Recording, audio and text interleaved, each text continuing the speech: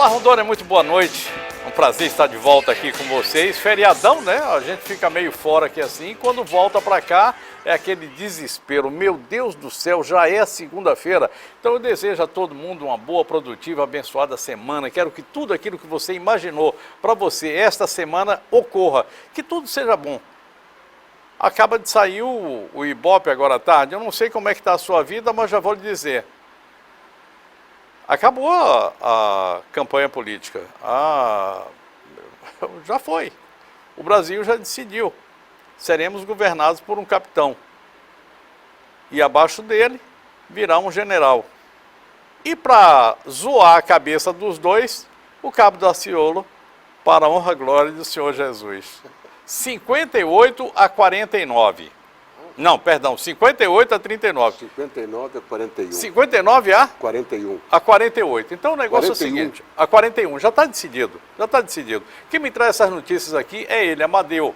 E o meu querido Amadeu, a gente vai falar sobre política. Começa com uma dessa agora, eu acho que acabou a eleição. Muito boa noite, prazer recebê-lo aqui. Era para a gente conversar semana passada, mas uma chuva impediu que a gente fizesse o programa e impediu que você chegasse até aqui. Nem com Uber, né? Nada. Boa noite, Léo. Boa noite aos senhores telespectadores, nossos amigos. De fato, foi uma tempestade tropical que caiu na semana passada. E eu não tive condições de chegar aqui porque eu não sei nadar. Né? E seu curso de sapo por correspondência só ficou até a metade. e tinha deixado a boia em casa, então não deu. Não dava.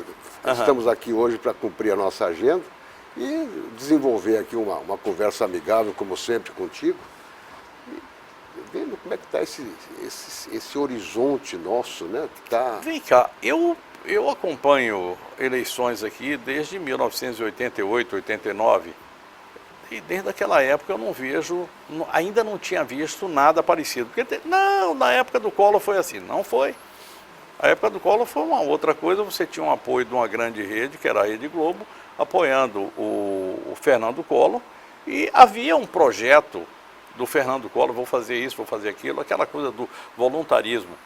Lembra apenas o voluntarismo. O Bolsonaro tem muito disso. Mas essa guerra em que a população brasileira se meteu de esquerda e direita, eu não tinha visto ainda. Não, de fato, é uma situação totalmente nova. Como né? dizem os baianos, anômala. Porque, veja bem, a eleição de 89, inclusive, eu estava militando na condição de juiz do Tribunal Regional Eleitoral, indicado pela OAB. Nós tínhamos ali um princípio de redemocratização. Foi a primeira eleição direta desde a instalação do regime militar em 64. Eu sempre falei o seguinte, o voto é um exercício.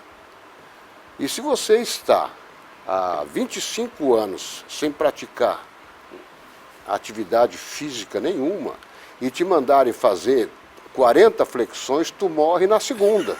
Né? Então, o exercício do voto é que foi desenvolvendo essas situações que nós hoje estamos desaguando hoje. Nós tínhamos, na época em que houve a retomada da integralidade do processo democrático, nós tínhamos uma direita desaparecida, envergonhada, em função do período de autoritarismo. Né? Essa direita, ela nunca deixou de existir. Ela esteve naquele chamado fogo de Monturo. Estava ali, de vez em quando saiu uma fumacinha, uma fagulha, mas não incendiava, Agora, nós tivemos então a ascensão dos governos, né, de esquerda. E as esquerdas dominaram. Eu sempre considerei o Fernando Henrique Cardoso, ele é um homem de esquerda. Houve essa divergência por ocupação de espaço. entre PSDB e PT, que acabaram polarizando o cenário político. Eles não gostam quando eu falo, mas são primos. Um primo pobre e um primo rico. São primos irmãos. É. Né? O PSDB, o que foi? Foi uma divergência de orientação de determinadas cabeças coroadas com o anacrônico PMDB. O PMDB sempre se caracterizou por ter sido o desaguadouro de todos aqueles políticos que estavam, de alguma maneira, contrários ao regime militar. Eles entraram lá e essas contrariedades não eram só ideológicas, eram contrariedades particulares, pessoais, que levaram esse pessoal para dentro do partido de oposição. E o PSDB, esses cidadãos que estão aí até hoje, Fernando Henrique, José Serra, Tasso Gereissati, enfim. Arthur Virgílio, nosso vizinho Mário aqui, Covas, Mário Covas. né? Eles acharam por bem se desvincular do PMDB e criaram o Partido da Social-Democracia Brasileira, o PSDB. E acabaram, digamos assim, fazendo um contraponto ao Partido dos Trabalhadores, que era um partido mais à esquerda e mais voltado ao sindicalismo, ao operariado, enquanto o PSDB se qualificou para uma elite intelectual, né? Tanto que Fernando Henrique é professor, laureado, dono de obras que já circularam o planeta. Não por acaso o Ciro Gomes o chama de príncipe. Por aí. Enfim, e aí vieram, junto com o poder, vem o desgaste. Isso é absolutamente normal. Esse desgaste foi gestando uma reação. Então nós estamos vivendo hoje o auge dessa reação, porque também nós temos que ser honestos, sinceros, nós tivemos gestões desastradas, né? do pessoal mais à esquerda, que democraticamente chegou ao poder, foram eleitos legitimamente. Nós tivemos 2 eleições do Fernando Henrique, tivemos 2 eleições do Lula e tivemos 2 eleições da Dilma. Pode somar isso aí, é um largo tempo em que o desgaste do exercício do poder e as perversões que o poder determina para se preservar, elas começam a se manifestar. Por compra de voto para uma reeleição. Ali foi o primeiro capítulo. Uhum. Foi o primeiro capítulo. A reeleição não tinha previsão constitucional, precisava fazer uma reforma, e o Fernando Henrique estava seduzido pelo poder, como é até hoje, e acabou, digamos, dando um incentivo, né, ao Congresso para que a emenda constitucional da reeleição fosse aprovada. Depois nós tivemos, na sequência, os governos do PT, os primeiros 4 anos do Luiz Inácio, foram anos maravilhosos, né? Porque o Brasil surfava na corrente positiva das commodities, produzindo o agronegócio, que é o carro-chefe da economia brasileira, estava com preços ultravalorizados, a moeda mais ou menos equilibrada, o câmbio em situação razoável. O mundo girando de uma forma que o Brasil também estava indo.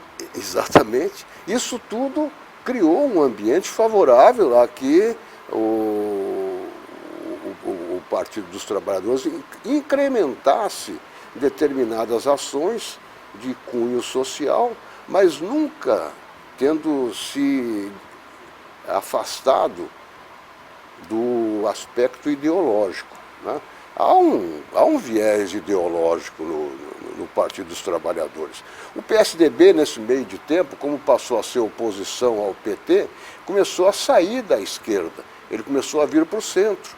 Tanto que o parceiro sempre do PSDB foi o PFL, o atual Democratas, o DEM, né? O velho PFL. Enquanto que o PT, para ter a chamada governabilidade, teve o azar de precisar do PMDB, né? E isso aí começou a criar situações de coalizão, e coalizão sob a forma mais desvirtuada possível.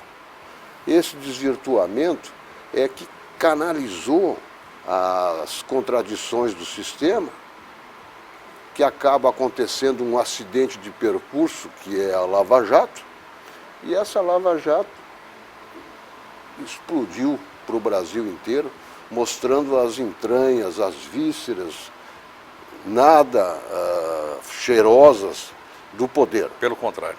Pelo contrário, fétidas, né? Fétidas. Eu vou lhe pedir um minutinho. Não por acaso eu trago o Amadeu Machado aqui hoje. Meu querido amigo, advogado, mas um mestre. Hoje é o dia do professor. E eu estou assim, agradecido, porque eu não esperava que fosse outra coisa a sua vinda aqui, que não uma aula sobre aquilo que a gente está vendo hoje no Brasil. Eu vou lhe pedir um minuto, meu mestre, para chamar aqui São Lucas, que está de aniversário, e Rondoquímica. Dia 27 de outubro, Beleza. na Talismã Porra. 21. Rondônia vai viver o evento mais esperado do ano. Aniversário São Lucas, 19 anos. Henrique e Diego, uma festa só para convidados. Troque um par de convites por 2 quilos de alimentos. Realização: Centro Universitário São Lucas. Gente, olha só, eu escolho economizar, mas eu gosto de manter sempre a qualidade de tudo que eu levo para minha casa. É por isso que eu compro os produtos de limpeza aqui na Rondoquímica. Sabe por quê? Aqui tem muita opção para escolher para todas as áreas da minha casa e tem preço muito bom. Sabe por quê? Eles fabricam, é isso mesmo. E olha só, você que tem aí um estabelecimento comercial que precisa fazer limpeza em áreas específicas como refrigeração, vem comprar o produto aqui, viu? Porque tem em grande quantidade com aquele preço muito bom para você economizar. Tá esperando o quê? Vem conhecer a Rondoquímica, que eu tenho certeza que você vai gostar do atendimento de qualidade. E olha, todo sábado tem um delicioso café da manhã, viu só? Vale a pena vir conferir e economizar, além de levar qualidade aí para sua casa e para o seu comércio. Aqui tem também produtos específicos para limpeza de carro. A Rondoquímica está esperando você aqui na Avenida Amazonas, logo depois da Mamoré. Perde tempo não, vem para cá. Promoção Outubro Rosa na Pemasa, com preços e prazos especiais. Confira as medidas do seu carro. Pneu Kelly Ed Tour 175/75R14 para estrada, Gol e HB20, 12 vezes de R$ 26,90 no cartão. Pneu Eagle Sport 205/55R16 para Corolla e Civic, 12 vezes de R$ 28,40 no cartão. Pneu Kelly Ed Tour 175/70R13 para Gol, Classic Uno, 12 vezes de R$ 19,10 no cartão. Promoção até dia 31 de outubro. Pemasa, seu revendedor oficial Goodyear. No trânsito, a vida vem primeiro.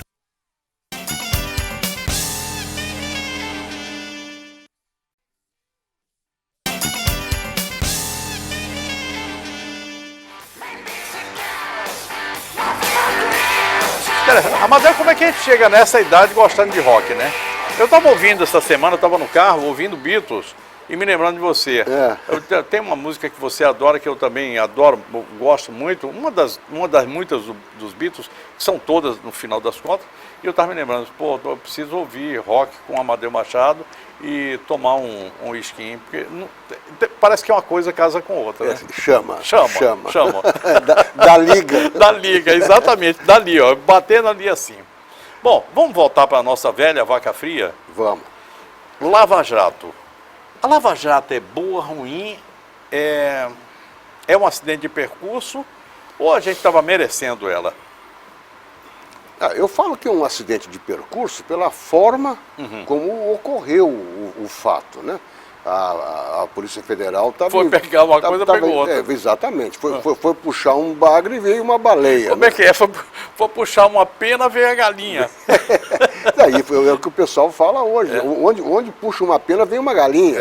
Então, isso aí foi decisivo. Eu acho, a avaliação que eu faço, é que a Lava Jato é um divisor de águas para o Brasil.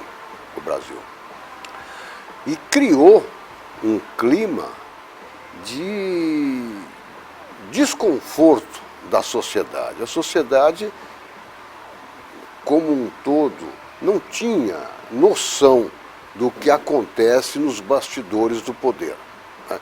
E essa eclosão da Lava Jato, as chamadas colaborações ou delação premiada, como se fala mais vulgarmente, chocaram o país. O país entrou em choque, verdadeiramente em choque. Especialmente a militância do Partido dos Trabalhadores, que é uma militância que eu reputo de pessoas de boa índole, que têm boas intenções. Tem lá o seu ideário socialista, que acha que o socialismo vai resolver o problema do Brasil, o problema do mundo.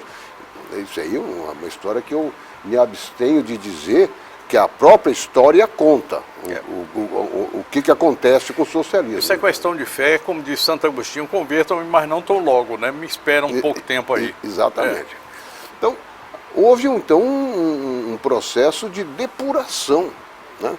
E nessa depuração, quando apareceu a monstruosa corrupção que rolava no governo, nas estatais, os fundos de pensão, a Petrobras, isso aí começou a acender aquele fogo de monturo que estava lá, ainda um pouco envergonhado pelo apoio a um regime de direita. Não havia direita no Brasil, todo mundo era de esquerda. Ninguém pega os programas partidários, você vem lá do PP, do Maluf, passa pelo PRB, vai chegar lá no PCdoB, com pequenas variações. Cópia, né? Ctrl-C, Ctrl-V. Todos são iguais. Como se diz lá no Rio Grande do Sul, no seu Rio Grande do Sul, lá em Santa Maria, né? Santa Maria da Boca do Monte. Lá em Santa Maria, era um país de manquitolo, era só um lado, né? Não tinha... É verdade, é verdade. Então isso aí criou essa dissensão, abriu-se uma discussão que há muito tempo não havia. Nós tínhamos lá na era Vargas um partido identificado como de direita, que era a UDN, a União Democrática Nacional. E tínhamos os partidos de centro-esquerda, que era o PTB, que foi criado pelo Getúlio Vargas, o PSD, que ficava na coluna do meio. Né? O PSD, que era alguma coisa parecida com o PSDB. Mais PFL. Né? Mas havia uma direita atuante e eram identificados. Eles eram tidos então como entreguistas do capital internacional, aquela coisa toda. Passou isso quando houve como fala agora o Toffoli, né? O movimento militar, né? Passou a ser um movimento. O Toffoli deu uma tucanou. Afinou. E aí essa direita ficou em estado de torpor.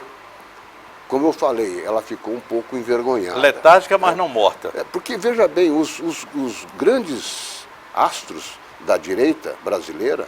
Antônio Carlos Magalhães. Que foram, digamos assim, coadjuvantes do regime militar, que incendiaram aquela ação dos militares, acabaram sendo podados pelo próprio regime. Carlos Lacerda, Adhemar de Barros, os Magalhães, esse povo todo acabou sendo... Os Lomanto Júnior penou muito na Bahia. Enfim. Foram varridos do sistema. Não interessava ao sistema tê-los como auxiliares. O sistema por si só estaria dando conta do recado. E assim foi durante 25 anos. Quando houve o retorno à democracia, essa direita estava encabulada, envergonhada. E assim ficou até nós chegarmos ao momento que estamos vivendo.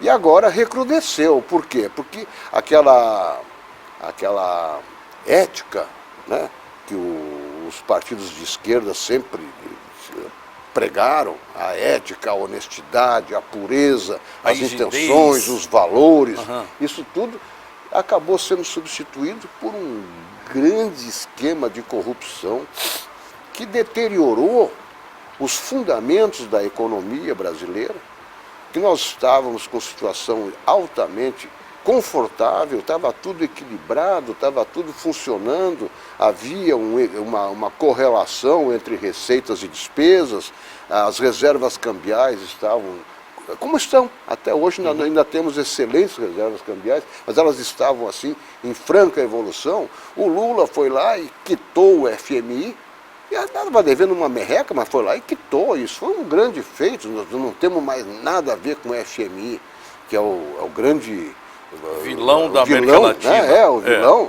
Que, na verdade, é um banco que todo mundo é sócio, né? Vai lá e toma dinheiro.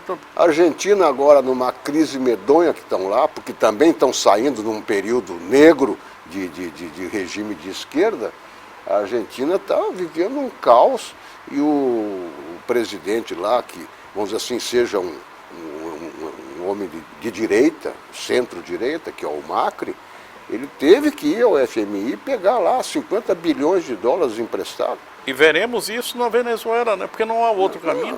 A Venezuela só vai ter alguma coisa a hora que cair o regime que está lá.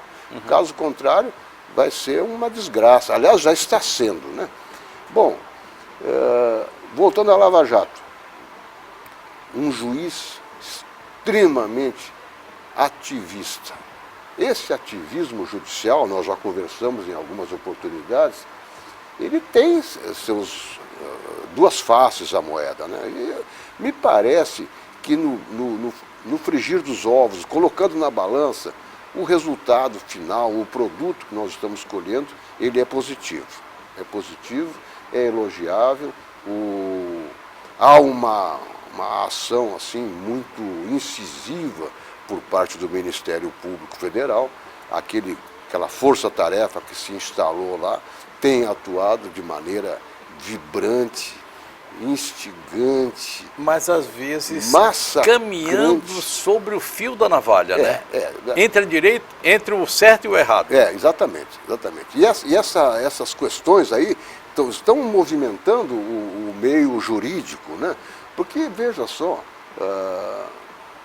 jamais na história desse país, figurões... Como diria o nosso, nunca antes, o nosso líder, nosso guia, jamais figuras tão proeminentes da República foram segregadas.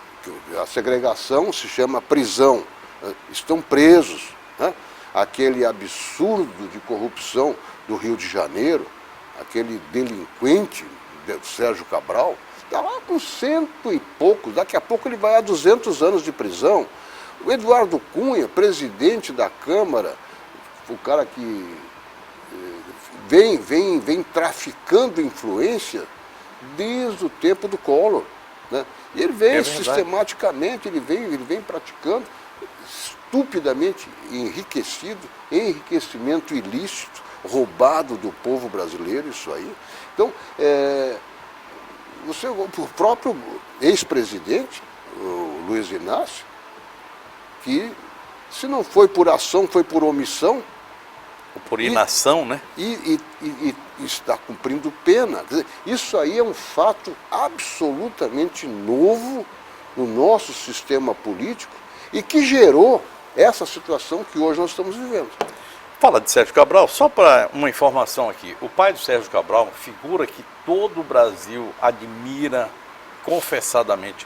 Um homem que não tem na biografia um quê? Gostava muito de beber. Mas o que seria de nós dois aqui se não tivesse ele como líder? É um cara que bebia muito. Mas ele está com Alzheimer. E então não teve o desprazer de ver o filho na cadeia. Não sabe do que está ocorrendo, está fora da casinha. Eu vou lhe pedir um minutinho, mais um minuto. Eu estou conversando com o doutor Amadeu Machado, advogado, mestre Amadeu Machado, é assim que eu gosto de chamá-lo. E a gente está tendo hoje essa aula, no dia do professor, essa aula aqui sobre História e política do Brasil. Geopolítica do Brasil, que a gente já deu uma passeada aqui, foi para tanto canto que a gente já pintou a geografia. Já falamos aqui da nossa América Latina, triste América Latina, que durante muito tempo foi endeusada por Eduardo Galeano, que já teve a oportunidade de se redimir e se redimiu. Ou por Vargas Llosa, que acaba de se redimir também, dizendo o seguinte: nada daquilo é tudo aquilo. Não é bem assim, não. Eu vou para o intervalo, volto já já. Programa Léo Ladeia. O Centro Universitário FAG oferece a educação à distância. São 20 cursos nas mais diversas áreas, com videoaulas, material didático atualizado em um ambiente virtual dinâmico. A oportunidade para você realizar o seu sonho. Eu tinha vontade de fazer administração, só que eu não tenho tempo. Então, pensando, nossa, existe EAD, tem videoaula, tem a plataforma onde você consegue conversar com o professor. O que você está esperando? Realize! Há momentos que passamos por fragilidades. E, infelizmente, existem outras empresas que podem deixar este momento ainda pior. A saudade é inevitável, mas os aborrecimentos dependem de seu planejamento.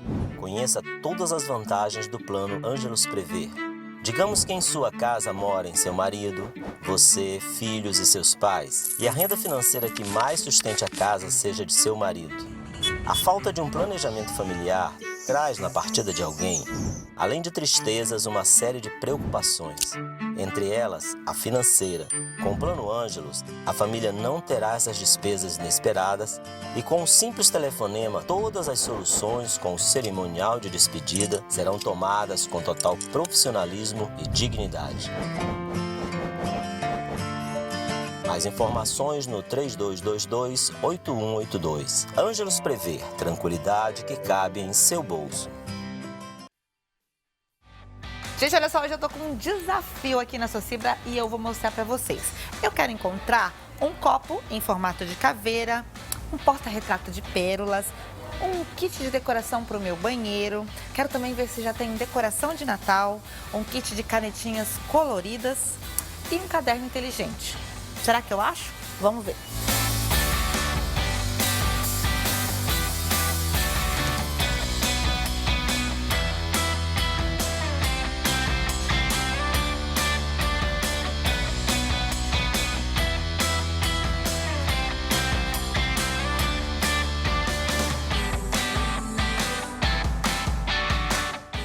Eita, sensação boa de encontrar tudo que a gente procura, não é? Ó, eu já tô de sacola cheia aqui na Socibra. Achei tudo que eu procurava e tudo muito lindo e com preço bom. Se você quiser também, vem conhecer a Socibra, uma loja grande e completa, com material escolar, utensílios para você, para sua casa, para o seu escritório, enfim, tudo que você precisa em um só lugar. Fica aqui na Rafael Vaz e Silva, esquina com Tabajara. Socibra.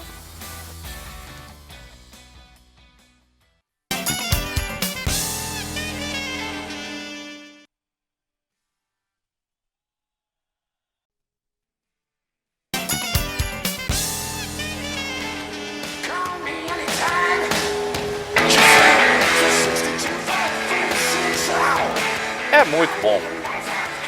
De noite, a gente entrando e saindo aqui assim do programa, ouvindo um pouquinho de rock, é muito bom, ainda que não seja tudo aquilo que a gente quer. Eu não sei não, acho que eu vou ter que fazer esse programa aqui um dia desse lá no Grego.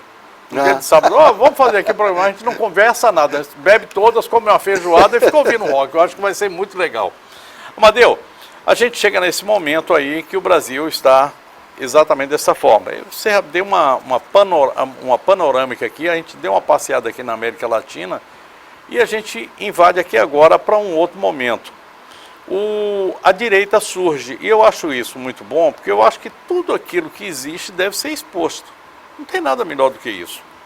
A direita pode não agradar a mim ou a você, mas agrada a um outro grupo.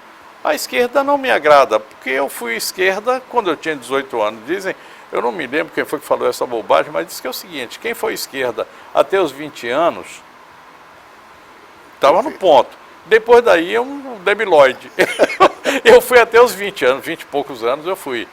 Depois não virei direita. Eu acho que eu sou mais ou menos social-democracia. Acho que estou mais ou menos assim como todo mundo. Eu acho que a gente tem uma via de centro, que é essa que nos toca direto. Mas eu acho que é muito bom. E a gente vai ter aí agora a oportunidade de ver alguma coisa. Imagina conviver um Senado agora com 23 partidos. É impossível. E aí entra a cláusula de barreira, que tem gente que gosta, tem gente que não gosta, mas eu acho que termina ajustando algumas forças, arrumando algumas forças que estavam extrapoladas ou subdimensionadas. Perfeito. Veja só, essa questão da cláusula de barreira, eu reputo como uma das mais graves falhas do Supremo Tribunal Federal. Ela estava inserida no sistema lá atrás. E o Supremo, movido por algum partido político, considerou inconstitucional a cláusula de barreira. Posso lhe dizer qual foi o partido político? Foi o PCdoB. O PCdoB foi lá e disse, não, como é que a gente vai ficar fora? Que não ia ter percentual para poder participar. Então, já poderia estar o nosso processo político bem mais aperfeiçoado. É uma excrescência você conviver com 35 partidos políticos e tem mais 498 já enlatados, prontos para serem aprovados. Não é possível. Não há processo político que sobreviva a isso. Essa questão da governabilidade, você tem que fazer governabilidade, você tem que seduzir as bancadas, você tem que fazer maioria para aprovar seus projetos, mas fundamentalmente a coalizão de forças dentro do Congresso Nacional tem um objetivo: não ser fiscalizado. Não é para aprovar projeto, é para não ser fiscalizado. Então tem o troca-troca, o toma lá da cá, liberação de emenda. Um cargo para mim e outro para você. E fica esse troca-troca danado, e o que menos preocupa é a nação, o povo brasileiro. Esse aí é simplesmente ignorado. Mas então nós chegamos a essa situação hoje em que eu percebo que nós estamos num momento assim de aceso debate, né? A gente vê pelas redes sociais, todo mundo se xingando, grupos familiares havendo intrigas terríveis, o pessoal brigando, rompendo amizades e até fraternidades, né? Em função de opiniões divergentes e que estão assim muito acesas, né? Eu acho que tudo isso é novo dentro do exercício, porque nós não tínhamos direita. Você sabe o que você falou aqui há pouco? Que o voto é importante, né? Foi o voto que nos levou aqui a ter esse ponto aqui. O voto é somente parte da democracia, né? Sim, a democracia se faz com ele e com a convivência dos contrários. É um componente da democracia, é o voto, né? Mas não é, a democracia não é o voto. Não. Muito pelo contrário. O eleitor é fraudado. Ele vai à urna com a melhor das intenções. Vou votar no meu candidato porque ele acha que aquele candidato é o ideal.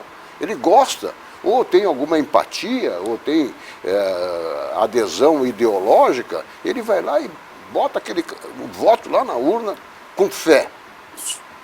Só lhe pedir é só um adendozinho, porque você falou assim, o eleitor é fraudado. Nós não estamos falando de fraude na urna não, hein? Presta atenção. Pelo amor de Deus. Ele é fraudado. Porque para não entender assim. Ele é fraudado na intenção dele de colocar uma pessoa que vá atender aos reclamos da sociedade. Isso está difícil de acontecer. Mas então, chegamos nesse impasse que nós estamos vivendo aí. A esquerda está horrorizada porque a democracia está em perigo, porque vai assumir um capitão que elogia torturador, que apoiou a ditadura militar, que é misógino, é homofóbico. Bom, então é o discurso da esquerda. Do outro lado, nós encontramos uma pessoa que talvez não revele o preparo necessário. Aí eu pergunto, o outro lado tem? Não. Não sei. Mas porque há lados distintos. Mas o que eu vejo é o seguinte, hoje está identificado quem é a esquerda. E o que é a esquerda hoje, posso estar equivocado, mas ela está sendo repudiada. E o que sobrou? Sobrou esta direita. O regime americano, que é uma democracia plena, eles são extremamente habilidosos. Nós temos lá 2 partidos, republicanos e democratas. Eles elegem o republicano, se o cara foi bem, reelege. E na outra, vai um democrata. Para preservar o equilíbrio, esse negócio de haver a tomada do poder e permanecer no poder e tudo fazer para que permaneça no poder ilimitadamente, isso é tipicamente latino-americano. Né? Interessante. E com um componente nazista, né? O Terceiro Reich era um poder de 1000 anos. Você lembra disso? Sim. É interessante. É de esquerda. Nazifascismo dentro da esquerda. Olha que maluquice que é isso. Olha a nossa Latinoamérica, o que é que nos leva, né? Que coisa mais doida que somos nós. E eu queria só fazer uma colocação que eu tenho pensado muito a respeito. Quando dizem que o candidato da direita é uma ameaça à democracia. E aí eu pergunto, e que democracia que nós vivemos? Essa democracia que está aí e que vem há 14 anos, 16 anos, 20 anos, a democracia corrompida, apodrecida, o sistema como um todo operando em benefício do poder. É uma democracia que é trocada por cédulas. São aquelas malas lá de 51 milhões lá do teu conterrâneo, gente fina, né? Gedel, como é que você faz isso comigo, Gedel? Gedel. O Congresso, movido à propina, o Congresso totalmente corrompido, isso é democracia? Não, democracia. Compra de voto. O que é pior, o que escracha com essa alegada democracia que está a perigo em função do candidato da direita, é que o pessoal fica debatendo que nós vamos perder a democracia. Eu acho que não. Eu acho que o voto vai ter valor, vai eleger quem o povo prefere. Isso é exercício democrático. Agora, se o cidadão que for lá descumprir com o sistema que nós estamos aí, está implantado, e me parece que está vigoroso, haverá consequências, com certeza. Agora, veja que regime que nós vivemos, nessas delações que estão rolando aí, a JBS, a Odebrecht, a OAS, a BRF, comprando medidas provisórias. Comprando lei, entra em vigor, vai lá para a presidência da República, sentam, fazem a confabulação, estabelecem os valores e é feita uma medida provisória, que é um ato de substituição do Congresso pelo Executivo em função de uma questão emergente. Há uma emergencialidade, então tem que fazer a medida provisória porque não pode esperar o processo legislativo. Lá é comprado. Chega no Congresso, o pessoal só tem bobo lá, né? Diz, isso aqui é para ajudar fulano, isso aqui é para ajudar... Aqui tem grana. Todo mundo sabe, né? Aqui tem grana, então vamos fazer o seguinte, tem que vir aqui e rezar a missa também. Medida provisória preta por ter. E aí fazem, inclusive, já vem alguém por fora e diz o seguinte, opa, essa medida provisória aqui, ela trata sobre reservas florestais. E o cara chega e bota lá um artigo adicional, faz uma emenda aditiva, quando ela vai ser convertida em lei, prevendo a forma de criação de rã na outra medida, que não tem nada a ver, são os tais dos jabutis. Isso está incorporado ao dia a dia do Congresso. Tem um jabuti meu aí, não mexe nisso, não sei o quê. E quanto é que está custando? Não, fulano já chegou, já conferiu. Mala de dinheiro. Isso é a democracia conspurcada, que eu não tenho o menor receio em afirmar que ela é muito mais perigosa do que a ameaça de quebra de democracia de uma pessoa que a gente não sabe o que vai fazer. Que eu digo isso. O que eu estou vendo me faz conhecer um lado, o outro eu ainda não sei. Um lado já tem cheiro, o outro a gente vai saber um pouco mais à frente. Mas reiterando que as instituições brasileiras são suficientemente fortes para resistir a uma eventual investida desse candidato de direita, caso eleito, e que ele queira atropelar o sistema. Queria lhe pedir mais um minuto, eu vou para o último intervalo e no retorno eu queria falar a respeito de algo que me é muito caro e eu sei que é você também, até porque você trabalhou a vida inteira com isso. A justiça. A gente tem hoje, nós já conversamos aqui a respeito disso, teve horas que eu fui um crítico a respeito de decisões judiciais, mas é o garante da nossa sociedade, da nossa democracia, não é? Eu volto já já.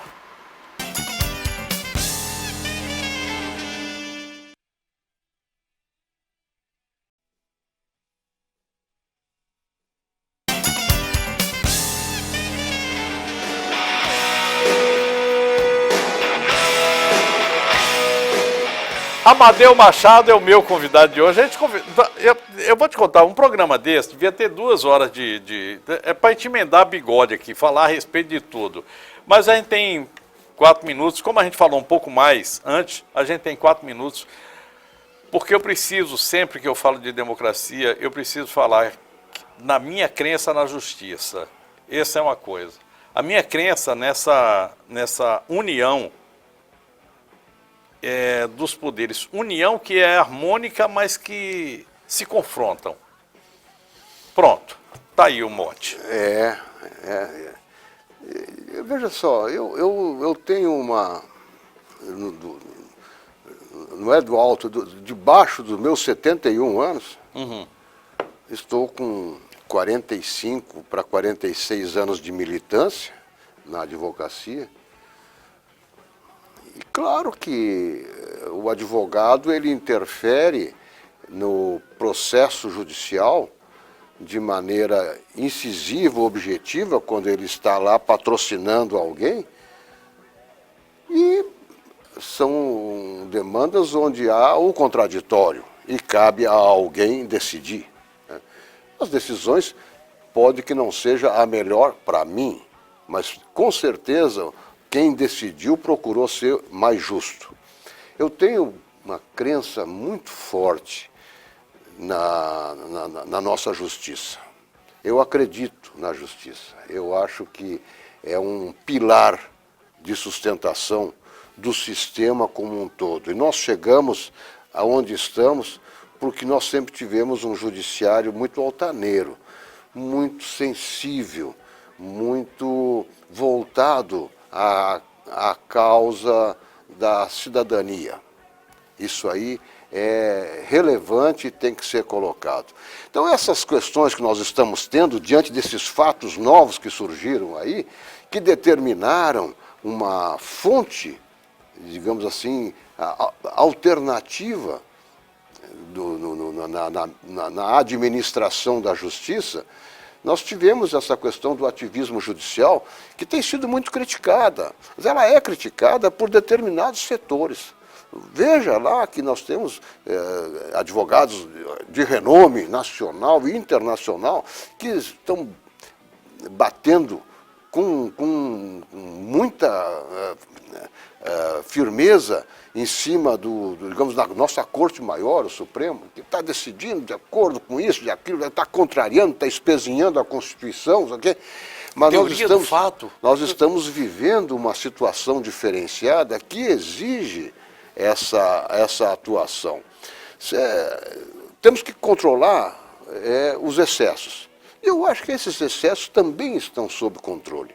O que a população, o que a cidadania, com o grau de informação que se tem hoje, não só através da mídia, como através das redes sociais, esse é um fato assim que ainda não foi calculada a forma, a intensidade dessa invasão das redes sociais, mas ela exigiria e haveria uma rebelião social se diante de todos esses fatos que estão aí revelados não houvesse uma atitude assim rigorosa de punição. Por quê? Porque o crime está materializado. E são crimes horrendos, porque toda vez que você assalta o cofre público, você está tirando uma criança da escola ou você está sepultando um paciente que está na rede pública e que não tem médico, não tem medicamento, não tem nem leito. Então isso é uma ação inominável que os nossos políticos vêm patrocinando e estavam assim com um absoluto destemor, porque havia a sanha da impunidade. E essa hoje está afastada. Ninguém mais é impune nesse país. A Lava Jato chegou e se consolidou e é uma exigência da pátria. A pátria está exigindo isso. Assim como nós estamos vendo a pátria exigindo uma mudança de rumo na questão ideológica. Direita e esquerda. Nós estamos vendo a ascensão da direita, porque a esquerda teve uma grande oportunidade e estragou essa oportunidade. Acho que esse é um momento extremamente decisivo para a nacionalidade e para conduzir o nosso país em águas mais tranquilas, porque nós estamos vivendo um momento muito triste da política, da própria existência. Nós temos que dar condições melhores para os que vêm atrás de nós. E isso é uma responsabilidade nossa, anciãos. Pelo menos eu me considero. Você é um guri. Obrigado, Amadeu. Obrigado. Fico muito feliz, muito honrado cada vez que você vem aqui. E obrigado por essa profissão de fé na justiça. A gente falou aqui, rapidamente aqui, em direito, justiça e leis. Esse trinômio que a gente tem que ter aqui o tempo todo. Obrigado mais uma vez. É um prazer estar contigo. Desejando a vocês todos boa noite, bom sono, bons sonhos, eu me despeço e marco um novo encontro com você. Amanhã a gente está aqui às 8h30 da noite para mais programa Léo Ladeia. Fiquem com Deus, tchau, tchau, uma ótima e abençoada semana a todos. Tchau, tchau.